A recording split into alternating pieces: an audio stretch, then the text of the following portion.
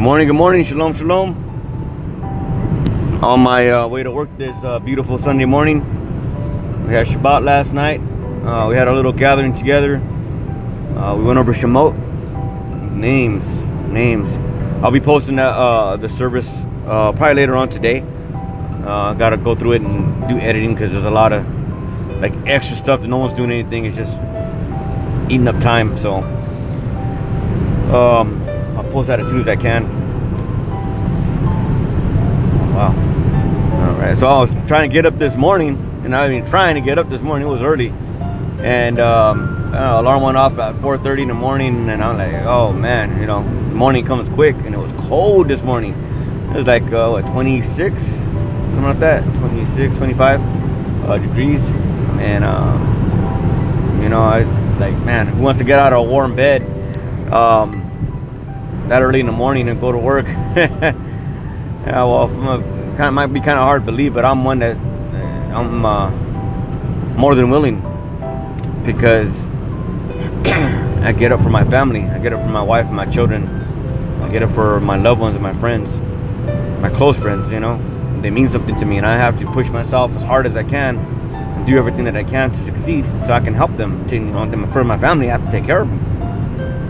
And we're just going over some stuff yesterday, and you know, the Father, he sent a brother into this world, Moses, to save his people. And Moses had a beautiful heart that loved Elohim, you know, God's people, the children of Israel. He really loved them. If you go and read the story, look at the things that Moses did, and how he even risked his life. He got in between God and the children of Israel several times so that he wouldn't kill them because of their sin. And he said, you know, he asked for forgiveness for them, and the Father heard him. He listened to him. That's a brother that, you know, Moses really had a heart for the people. That's a pastor right there. That's a real pastor. That's a true leader. It wasn't all about him, because, you know, the Father said, you know, let me get rid of all these people, and I'll start over again with you. You know, he meant he would have prolonged Moses' life in order for him to, you know, repopulate Israel. And I don't know exactly what he had planned, but he said he would do it. And Moses, like, you know, he's like, no, let's not do that. Let's have mercy. All right, I had a phone call coming in there. Sorry about that. What I was talking about was the willingness to get up and take care of your family, the willingness to take care of your family, do what you got to do. I know there's a lot of people out there right now, especially in this time, they're struggling. You know, I have a lot of emails and direct messages and Facebook posts and stuff on that people call me about and text me about. A lot of people are going through a hard time right now. You know, and there's a lot of young people that are confused and they don't have any direction.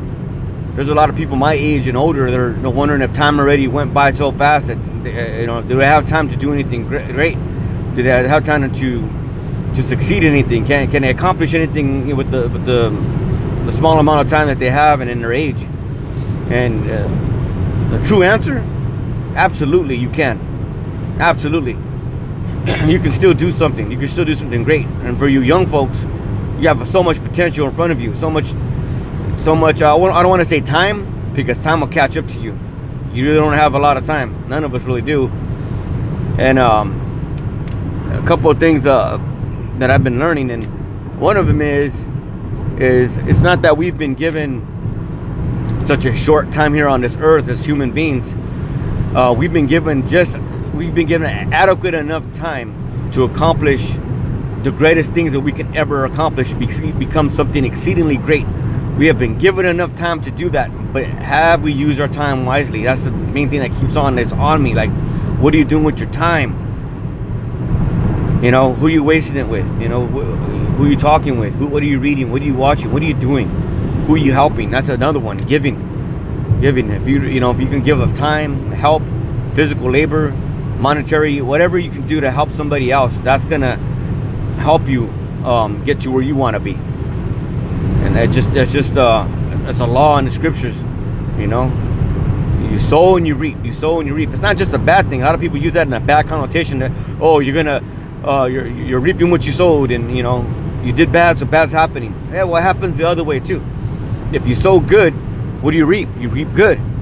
If you're constantly kind and loving, forgiving and helpful, merciful, you're praying for people, and you're asking the Father to help their families and their children, that means your children are going to be taken care of. You're going to be taken care of. You're going to have mercy and love and understanding come toward your way, because that's what you sowed. That's what you're reaping. And that law was probably one of the highest laws in Scripture. And reading some books from some very, very wealthy and powerful people from even before World War II, and they all come to them, and all the way up to now, to today's billionaires and millionaires, multimillionaires, they all say the same thing. And it's really interesting when you start reading the books that they wrote and reading about their life. Somewhere, somehow, somebody got a hold of them and showed them the Bible and started reading scriptures to them, and they hung on to certain things just like, bam, it was a big light, like a burst of information in their head, like something just clicked and they understood something. And I was reading about some of these millionaires, they actually quote the Bible, and one of them talks about the laws that are, the law of gravity. It's there. It's just the law of gravity. You jump off a 10-story building, you're gonna fall. It's just gravity. It's a law that can't be misplaced. It doesn't really exist. No, it does. It's absolute. It's an absolute law. Well, he also says that there's a law in the Bible about sowing and reaping. And I was like, what? This guy is quoting the Bible? He's talking. Who is this guy? And then I got another one, and a big time real estate investor. Same principle. What you sow, you reap. And they all got the same principle. They got the same understanding. They said this is a law that they use in their life to bring them success. And some of these people, you'll never know how much money they give out, how many people they've helped and reached out for families. You'll never know, because they keep it very secret. People just see the money they have and the extravagant lives they live, but not two things they didn't see. They didn't see the hard work and dedication, day after day, hour after hour, sometimes minute after minute. They didn't see the people they were helping. They didn't see where the money was really going. They didn't see all these things. They didn't see all the stuff that was sown in their life for them to be where they're at now. And you got people, snubbing them, like, oh, they got money, they don't know what it's like, and, who are they, and this and that, and oh, they're nothing but, you don't know what it took for them to get what they have. And a lot of people say, oh, that one already started off with, his family was already rich. There's a lot of people that started off with families that are rich right now, and they're either in jail, hospitals, or they're poor, and they're out in the streets because they did not know how to handle their money. And I guarantee you, they probably were greedy at one time in their life. What did they sow? What are they reaping? And so my question to you is, what are you sowing, and what are you reaping? Oh wow, I'm looking at this. I'm out by this freeway entrance, and you can adopt a freeway. And there's a freeway here, and somebody adopted it. They paid money to adopt it, and they keep it clean. They come out and clean it, and it actually says Yahweh. Adopt a highway. And it has a little picture that says it's a freeway sign, and it actually says Yahweh. There's a group of people that probably bought that and put the Father's name right there. That's awesome. I just seen that. That's the first time. Oh man, woo, man, I feel good right now. It's awesome. Oh man, he not only adopted that freeway, but he adopted this whole world and us too. I don't know. I had to put my mind somewhere else right now, man. Ooh, that's awesome. Anyway, thank you, Father. That's a good sign. Everybody's seeking a sign. There's one back there. It's posted right there. It says Yahweh. Ooh. Oh man. And for those that read the Hebrew a little different, it's Yahuwah, but it says Yahweh right there. Oh, it's awesome. Anyway, so getting back to this law of sowing and reaping, what are you reading today? Because that's sowing into your life. What are you listening to? That's sowing into your life. What songs are you singing? That's sowing into your life. What words are you speaking? That's sowing into your life. How much love and mercy and compassion do you have towards others? That's you're sowing into your life. And so little by little, every day, think about what I'm saying. Every day you have an opportunity to sow greatness for your future, and for your children's future, and for your children's future. And we were talking about this yesterday, about the commanding authority and power the Father has given us, mothers and fathers, to command not only of our children, but our children's children, even though they have not yet come to this earth. We have that kind of ability and that kind of power and that authority. And people might say, "Oh man, that's looking too deep into it and this and that."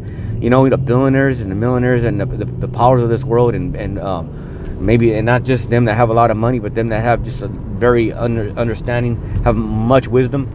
They plan for their grandchildren and their great grandchildren years and years and years before they're even born, before they're ever even around, even thought of, because they understand that principle of sowing. If I'm start sowing right now for my great grandchildren and my grandchildren, they're not even here yet either, what kind of harvest will they reap? You know, we're think about what I'm saying. We're the inheritors of Abraham.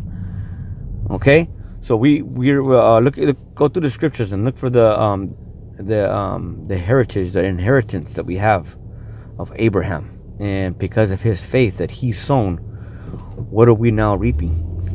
You know, it's still, all these years, thousands of years later, we still feel the effect of the faithfulness of Abraham in our lives, because we are part of his lineage. We're part of that inheritance, and we are reaping for something that he sowed. You know, look at our children. You know, all that we have done before we brought them to this earth, and believe me, it was us. We made a choice, but anyway. We had our children.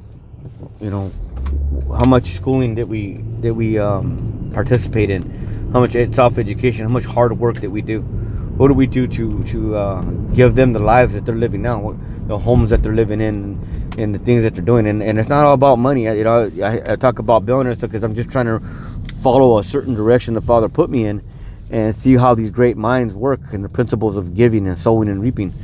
And it's fantastic. It's really fascinating. And we can use the laws the Father has placed upon this earth and upon all the humans in the world to drive ourselves to success and to plan our future for our children and our children's children. And just really go back and think about it. That law of sowing and reaping. You know, a lot of times I had some people ask me, you know, you make a lot of videos and trying to help people understand, you know, why do you take your time to do that? And I said, I'm sowing. I mean, I'm trying to sow into their life. You know, we can sow in other people's fields too.